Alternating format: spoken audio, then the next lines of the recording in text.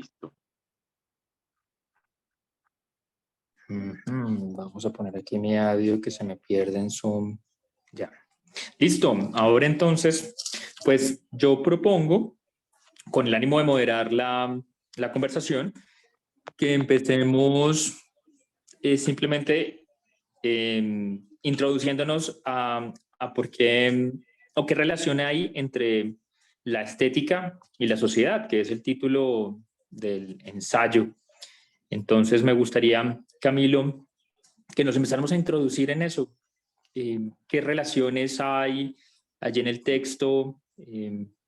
Y vamos comentando alrededor del tema, vamos tratando de aterrizarlo con los tratamientos que realiza Promoestética. Claro, dale.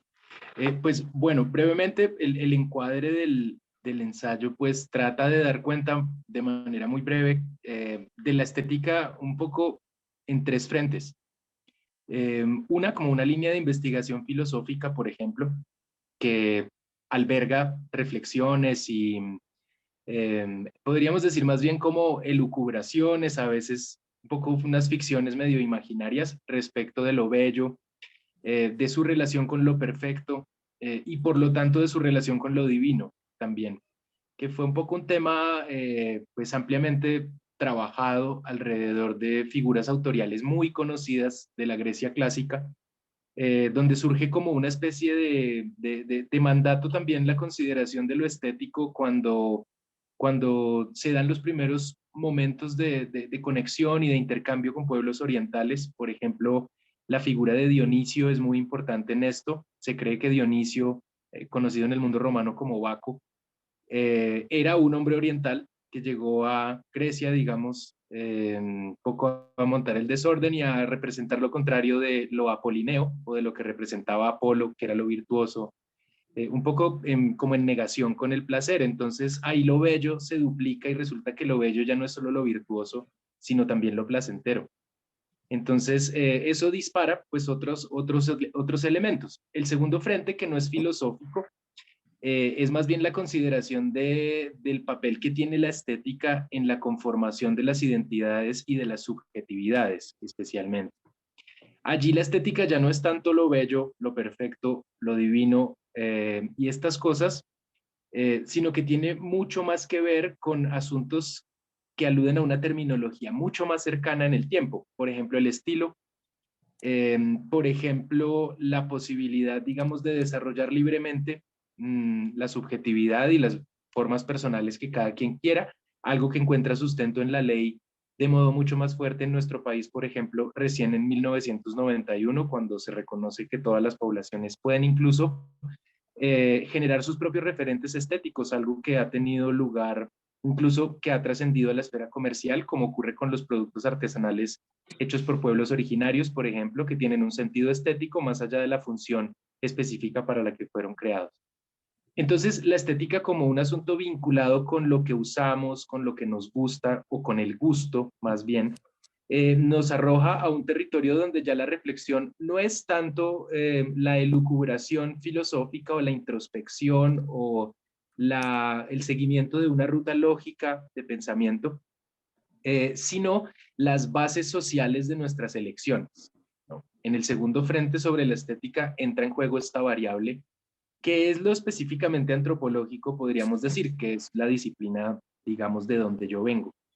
En la antropología resulta fundamental entender las bases sociales que tienen las cosas, es decir, el gusto, que parece una elección preferencial sustentada en preferencias personales, valga la redundancia, esa elección basada en preferencias personales tendría que permitirnos entender que esas preferencias personales fueron desarrolladas y motivadas por un contexto social específico o por la trayectoria social de las personas que han pasado por distintos contextos institucionales como la familia, la escuela, el trabajo, etcétera, y algunos que no son institucionales, pero que son contextos igualmente de socialización. Por ejemplo, el espacio público, donde las pautas de socialización son muy claras.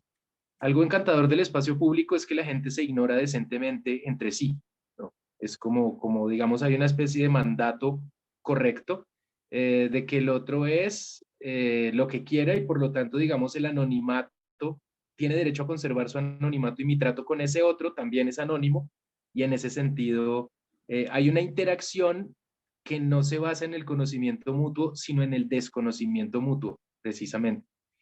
Y en ese desconocimiento mutuo, cuando uno interactúa con los otros, por ejemplo, en el espacio público, un referente principal que se tiene para definir o para clasificar al otro son parámetros estéticos en muchas ocasiones, no necesariamente relacionados con lo bello, repito, sino con las bases sociales que sustentan las elecciones que realizamos las personas en relación con lo que llevamos sobre el cuerpo, por ejemplo, con la manera como usamos el cuerpo, y en ese sentido, digamos que la estética también influye en la comunicación, ¿no? Porque los cuerpos son vehículos comunicativos y los cuerpos están ajustados estéticamente a los distintos momentos de la historia, a las distintas posibilidades, de cierto modo, que abre la cultura.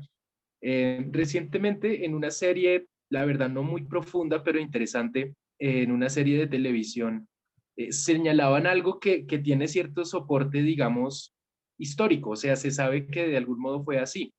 Hubo un momento en el que, especialmente en los ámbitos como cortesanos, en esos grupos privilegiados que rodeaban las cortes europeas, eh, digamos, la depilación del cuerpo, por ejemplo, fue un asunto que se introdujo muy temprano en algunas cortes, especialmente en el contexto francés, y que en principio resultó ser un asunto absolutamente antagónico con los principios de funcionamiento de la sociedad.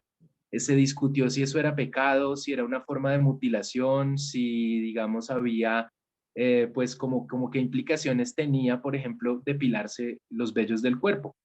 Algo que, en cierto sentido, pues, con el tiempo se fue normalizando hasta cierto punto, de tal suerte que, por ejemplo, ciertas marcas o líneas de ropa interior incluyen, digamos, esa práctica o la dan por sentada, ¿no? La práctica, por ejemplo, de la depilación de los cuerpos, que es relativamente reciente su normalización, pero que cuando surge aparece como una especie de, digamos, se genera como un antagonismo estético, ¿no? Como la estética del cuerpo creado por Dios que debe respetarse como tal, etcétera, y elementos por fuera de la ideología y de esos sistemas de creencias un poco a veces estrechos, que comienzan a plantear otras posibilidades de uso del cuerpo. Ahora, hay formas identitarias mucho más poderosas que digamos este ejemplo un poquito trivial pues de la depilación del cuerpo que tiene que ver con los accesorios, las vestimentas, las cosas y los usos de las cosas que se llevan en el cuerpo en distintos grupos humanos.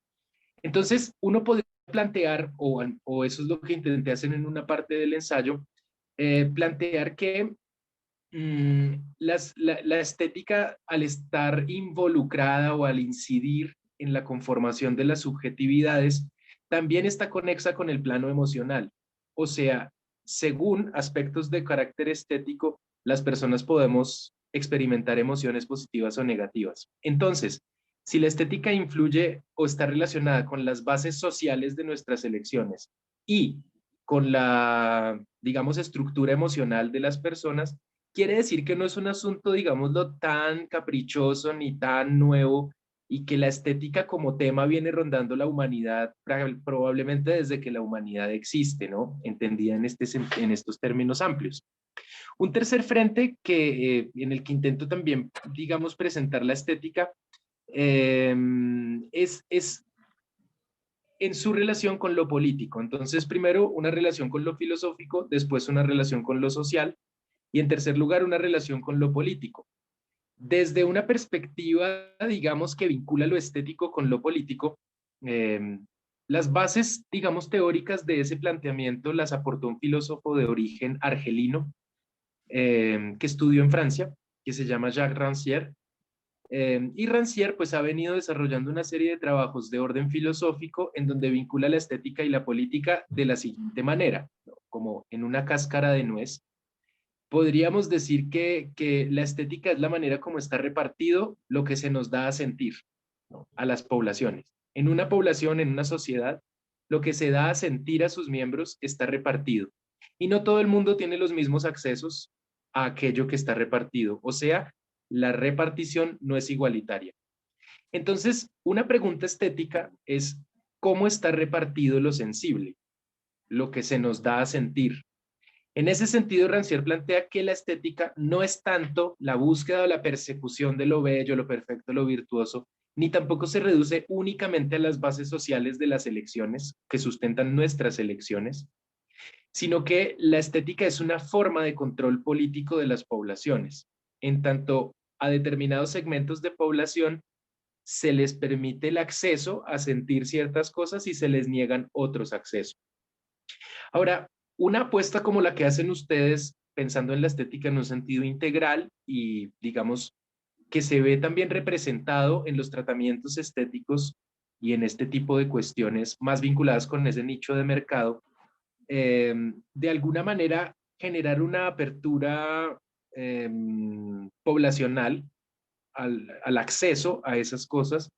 En términos de Rancière, digamos, es ampliar las fronteras del reparto de lo sensible, ¿no? Porque es como permitir la apertura de unos accesos que de otra manera estarían negados a ciertas poblaciones, bien sea por criterios económicos o por criterios de otra índole. Ahora, Rancière habla en términos totalmente genéricos y no se refiere a ningún mercado en particular. Yo lo que hago en el ensayo es hacer uso de sus ideas para mirar hasta qué punto iluminan un poco la dinámica su propio, del funcionamiento, pues de su propio lugar de trabajo. Entonces, en resumen, la estética, digamos, entender la estética en esos tres frentes permite, por un lado, ampliar la mirada sobre lo estético y, digamos, lograr como entender que se encuadra en un marco mucho más general que el mercado propiamente dicho de los servicios estéticos o como, bueno, no sé bien la terminología. Por un lado. Y por otro lado, que la vinculación entre lo humano y lo estético es antiquísima.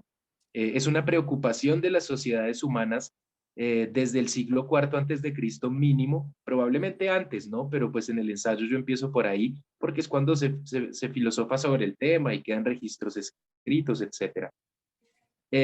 Por otro lado, también un poco considerar desde el punto de vista del usuario que las elecciones que toma están informadas socialmente, ¿no? Que hay unas bases sociales de las preferencias individuales.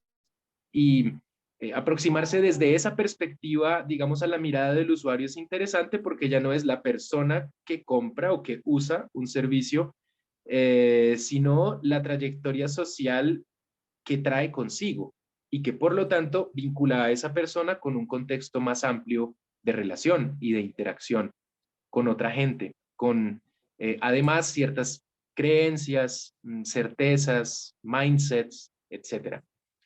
Y en tercer lugar, considerar que desde el trabajo con lo estético, bien sea en cualquiera de estos tres frentes, desde el trabajo con lo estético, es posible pensar y entender, digamos, cómo la experiencia estética de alguien también tiene que ver con su posición social, con sus aspiraciones, digamos, en ese contexto, y con su manera de tomar una posición en el mundo respecto de cómo quiere ser visto y qué clase de cosas quiere proyectar.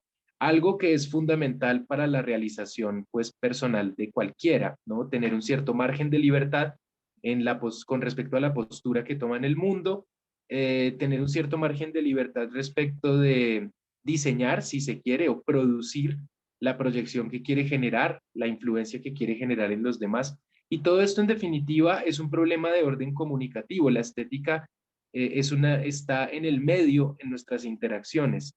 Entonces, la estética participa de cómo nos comunicamos, la seguridad que la gente desarrolla en sí misma, por ejemplo, por el solo hecho de verse más cerca de cómo le parece que se ve mejor.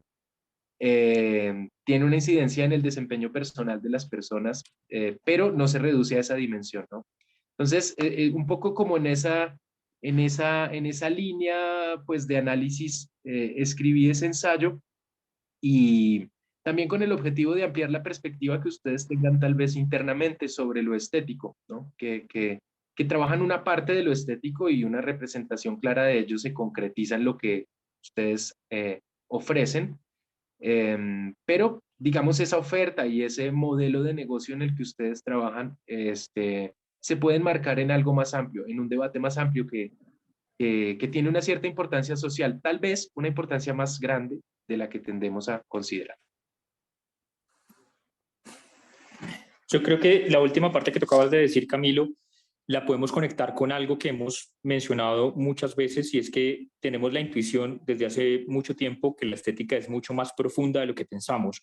Hay una anécdota que a veces yo converso con Adri, y es, yo le digo lo siguiente: cuando empezamos los dos a trabajar en estética, mi pensamiento interior era: yo en qué banalidad, superficialidad, en qué vaina me estoy metiendo, que es un mundo totalmente ajeno a mí.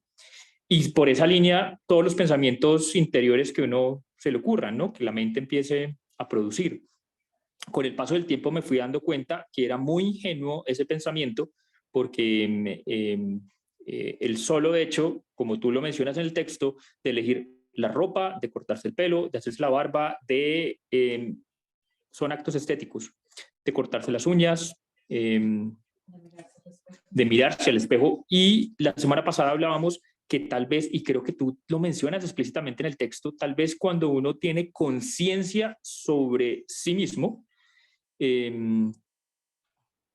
empieza uno a tener, digamos, a despertarse también, valga la redundancia, esa conciencia estética, o ese saber que allí uno quiere verse de una manera, proyectarse de una manera.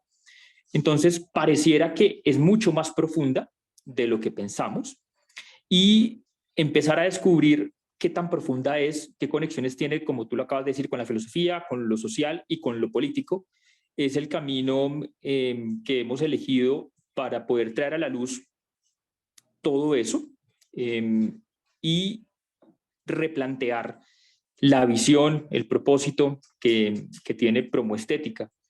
En ese sentido, hay una cosita que hemos compartido y hablado mucho internamente en Promoestética, y es: hay un problema que identificamos cuando inició Promoestética, y era que los tratamientos estéticos eran excluyentes en el sentido de que estaban dirigidos a la parte alta de la pirámide social, porque sus precios no permitían que la base y la mitad de la pirámide pudiera pagarlos.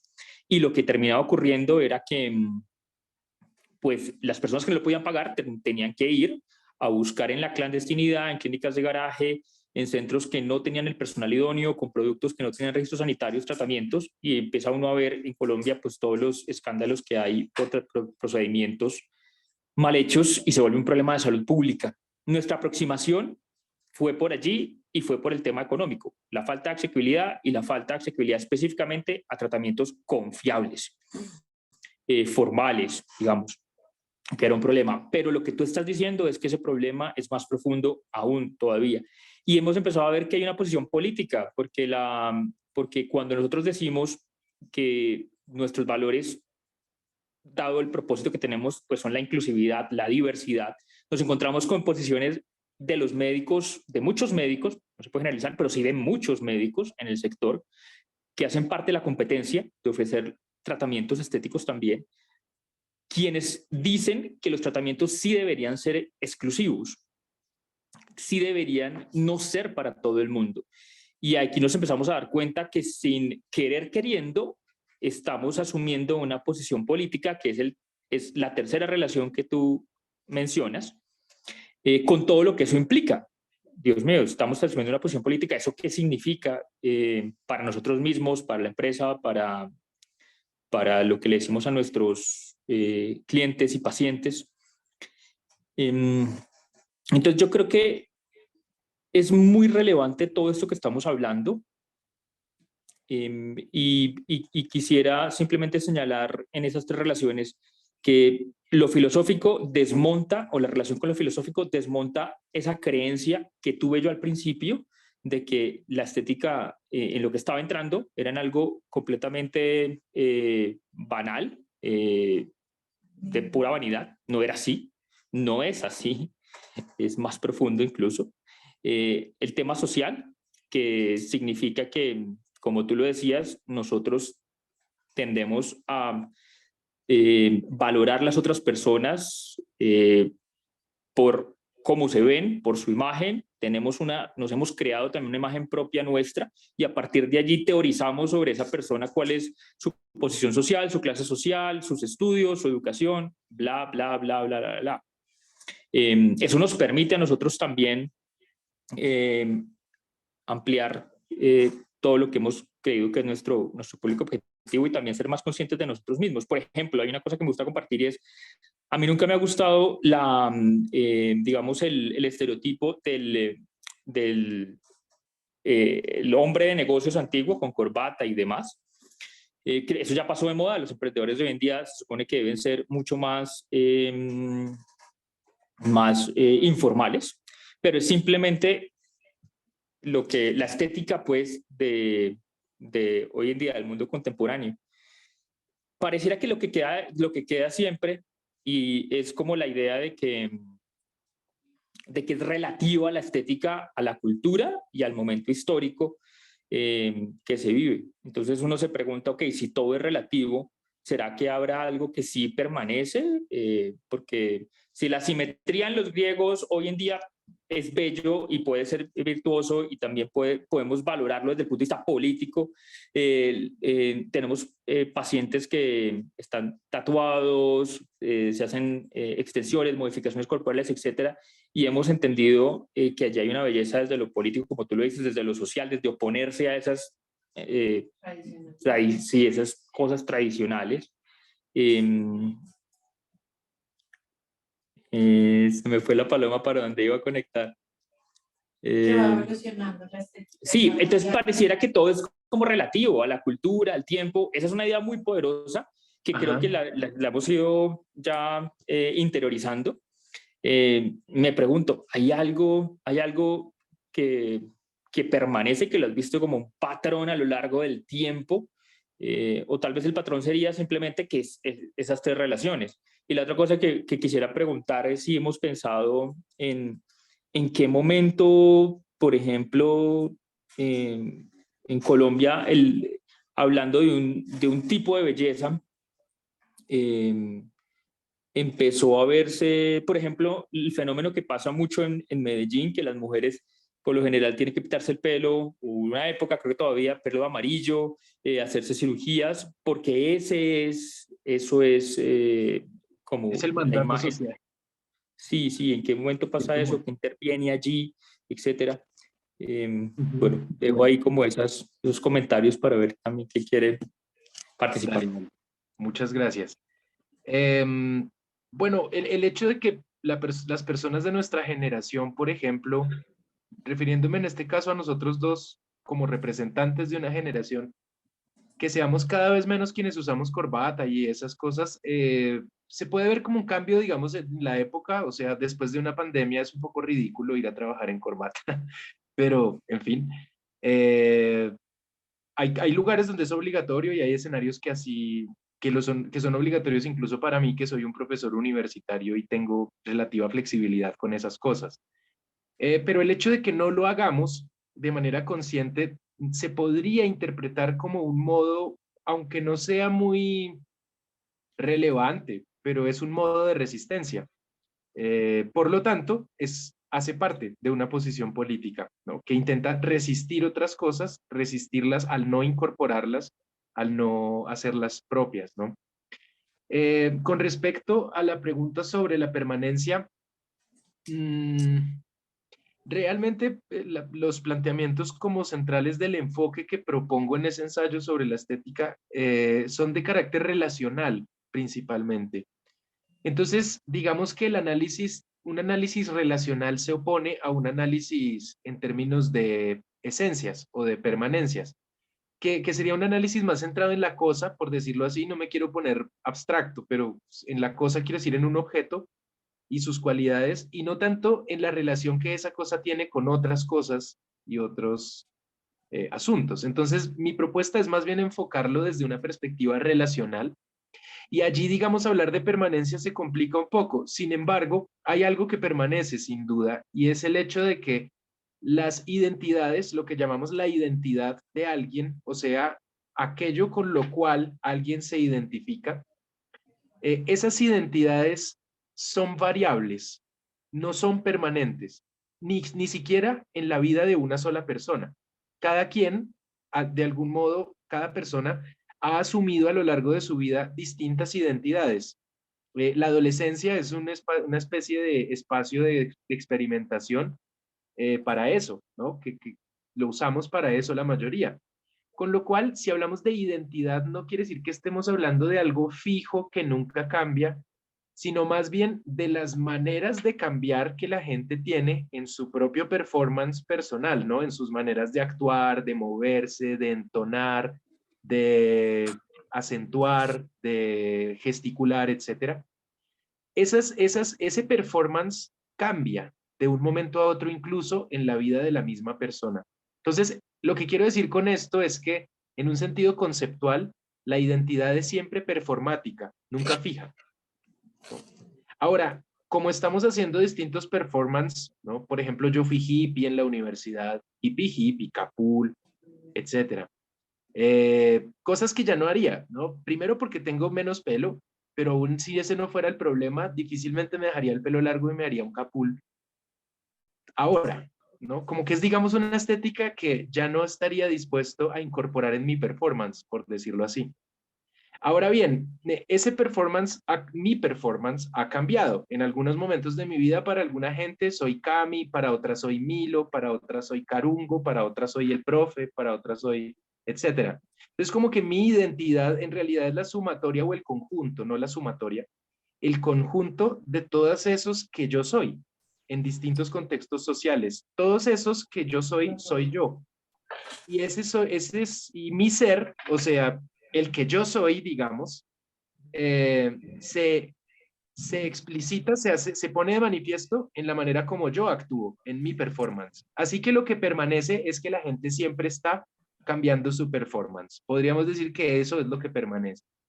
Todo el mundo tiene su performance, todo el mundo nutre su performance, todo el mundo trata de que su performance sea, digamos, lo más integral posible. ¿Ese performance será identidad? ¿Igual a Sí, identidad? claro, es identidad, porque sería entender la identidad como un performance que yo puedo cambiar. Por lo tanto, no es algo fijo digamos, que me encierre en unos parámetros establecidos durante toda la vida. Que esa es la gran discusión, por ejemplo, sobre los pueblos indígenas, ¿no? Los pueblos originarios en América. Cuando un grupo de personas dice nosotros somos indígenas, ¿cómo se comprueba eso? Entonces, hay antropólogos muy clásicos que dicen, pues la cultura está en la lengua, la vida ritual y el ajuar, lo que la gente lleva. Pero resulta que hay gente que son indígenas y no tienen una lengua distinta al español, no tienen una vida ritual distinta a la de ver fútbol y tomar aguardiente, como todo colombiano o el promedio, y no tienen necesariamente un ajuar específico que los identifique de manera externa como miembros de un pueblo originario, porque la cosa va más allá de eso. Ahora, los cambios en la identidad indígena en Colombia, por ejemplo, se han dado hasta tal punto que las formas productivas de muchos pueblos indígenas o de sus miembros son equiparables a las del campesinado, pero eso no los convierte en campesinos, siguen siendo indígenas, aunque trabajen en actividades más cercanas al campesinado. Luego, el tema de la identidad es denso por ahí, porque si uno piensa que la identidad es algo que uno tiene y de lo que no puede salir jamás, entonces la vida se convierte en un eterno sostener esa identidad. Pero si por el contrario vemos como lo muestra la vida en sí misma y empíricamente se demuestra con salir a la calle que la gente actúa, que la gente imposta sus conductas, que la gente se conduce de acuerdo a su lectura de los contextos, que la gente cambia de un momento de la vida a otro. Es cuestión, ustedes deben vivirlo todos los días, ¿no? Pero, por ejemplo, la gente que se divorcia de inmediato atiende como en primer lugar su imagen personal, porque tiene que volver a salir al ruedo, porque tiene que volver a entrar en unas dinámicas nuevamente. Y eso, ¿y cómo se hace? ¿Cómo se garantiza esa entrada? A partir de elementos, algunos de los cuales son estéticos, ¿no? Para poder, digamos, entrar nuevamente en una especie de selección social y natural que implica conseguir otra pareja, etcétera. Entonces, cuando las personas entran o entramos también en episodios, digamos, psicológicamente difíciles o exigentes, por lo general, la atención con respecto a nuestra propia imagen revela los cambios que estamos revelando también internamente, ¿no? Un poco eso. Yo en estos días me pinté el pelo, una parte del pelo de rojo, y en la universidad donde trabajo a alguna gente le resultó bastante curioso que un hombre se pinte el pelo. Digamos, ahí se van reflejando las fragilidades de la masculinidad también. Y en cambio otra gente le parece bacano que alguien se pinte el pelo, digamos, no es usual donde yo trabajo, no ocurre muy a menudo. Entonces, digamos, eso es un cambio estético en mi propia imagen personal, por eso lo utilizo como ejemplo, no porque sea una anécdota, sino porque es un cambio estético, de alguna manera conscientemente realizado para generar esa impresión. Y por otra parte, aprovechando que en una reunión reciente en el lugar donde trabajo la mayor parte de mi tiempo,